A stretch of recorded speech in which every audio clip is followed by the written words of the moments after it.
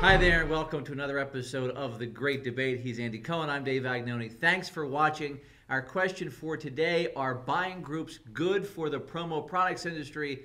Andy, what do you think?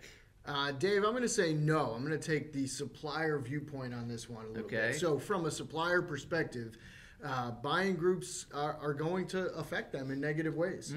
They're going to impact their margins. They're going to impact their capability to compete.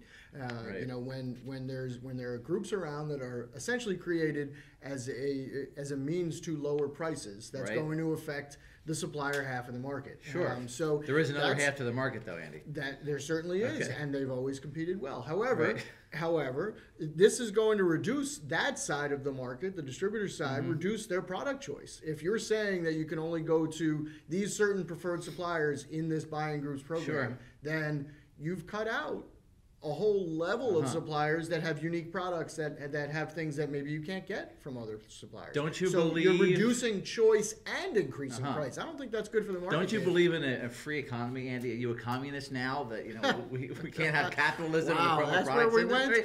No, really. I mean, it's competition, you know, sure. I get it, but buying groups exist, and they're out there now, and I think that they're making things more efficient. I mean, you're going to argue that buying groups aren't advancing the discussion? You know, you have people that come together, they get lower prices, they communicate, they have the discussion groups, you know, they have technology platforms. All of these things are good. How is that bad? Because some suppliers out there aren't part of these buying groups, so they're not, you know, getting that business. Why is that bad for the industry? Well, are we advancing in the industry? Well, maybe, but I'm not saying that some of those things aren't helpful. They certainly are. If there's education, if there's technology, those things are absolutely helpful.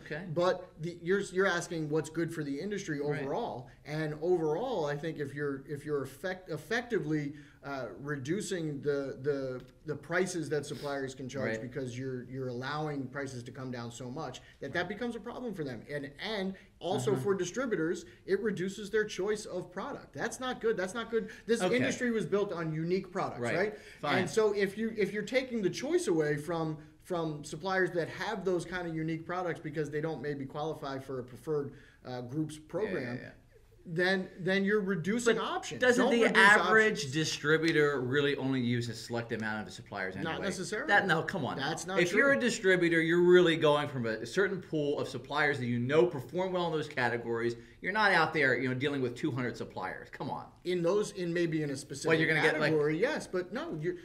You're absolutely you could shop around on your own. Number one, so you could do that. You could also look at suppliers that have unique products, like I'm talking about, that are in categories that maybe your preferred program doesn't include. That's important. If you're going to take that equation out and say, you know, unique products aren't going to be purchased by buying groups, then what's the point? Why don't more suppliers join these preferred groups then? If they're excluded, why don't they just be part of it?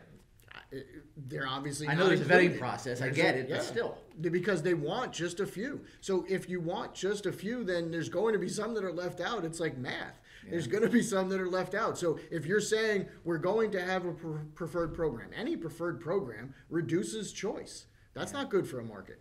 Yeah, I don't know. I disagree. I think buying groups are sort of the next step, the advancement. They're out there now. I think they're good for the industry. You think it reduces competition. I get it. I disagree. Tell us what you think. Send us a tweet at ASI Central. For Andy Cohen, I'm Dave. Thanks again for watching another episode of The Great Debate. We'll see you next time.